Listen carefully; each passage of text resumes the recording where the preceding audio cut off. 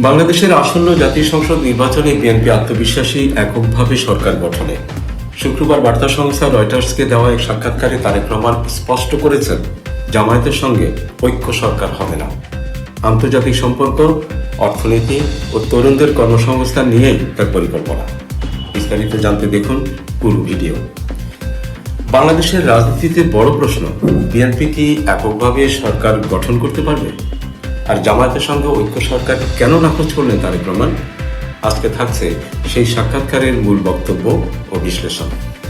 তারেক রহমান, যিনি প্রায় 2 দশক লন্ডনে নির্বাসিত ছিলেন, গত ডিসেম্বরে দেশে ফিরে শেখ হাসিনার পতনের পর এবার তিনি বিএনপিকে নেতৃত্ব দিচ্ছেন আসন্ন জাতীয় সংসদ নির্বাচনে। রয়টার্সকে দেওয়া সাক্ষাৎকারে তিনি স্পষ্ট বলেছেন, জামায়াতের সঙ্গে কোনো ঐক্য সরকার হবে না। তার যুক্তি, প্রতিপক্ষের সঙ্গে সরকার করলে বিরোধী দল থাকবে কোথায়? বিএনপি এবার 292 আসনে প্রার্থী দিয়েছে। সহযোগীরা বলছেন 2/3 আসন জয়ের ব্যাপারে তার আশাবাদী। যদিও তারেক রহমান নির্দিষ্ট সংখ্যা বলেননি, তবে আত্মবিশ্বাসী যে সরকার গঠনের জন্য যথেষ্ট আসন তারা পাবেন।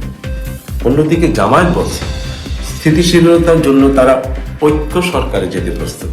মনে করিয়ে দিই, 2001 সাল থেকে 2006 সাল পর্যন্ত বিএনপি জামাত একসঙ্গে ক্ষমতায় ছিল, কিন্তু এবার তারেক রহমান সেই পথ বেছে নিচ্ছেন না।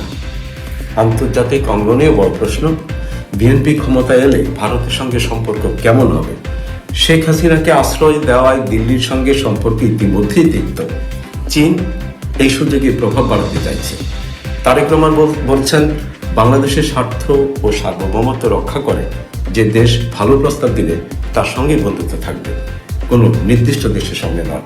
তিনি আরো বলেছেন, তরুণদের জন্য কর্মসংস্থান তৈরি করাই হবে তার সরকারের প্রধান লক্ষ্য। সংক্ষেপে বললে, তারেক রহমান আত্মবিশ্বাসী বিএনপি এককভাবে সরকার গঠন করবে, জামায়াতের সঙ্গে ঐক্য সরকার নয়। তবে আন্তর্জাতিক সম্পর্ক ও অর্থনৈতিক চ্যালেঞ্জই হবে বড় পরীক্ষা। আপনারা কি মনে করেন, বিএনপি কি এককভাবে ক্ষমতা যেতে পারবে? কমেন্টে জানান।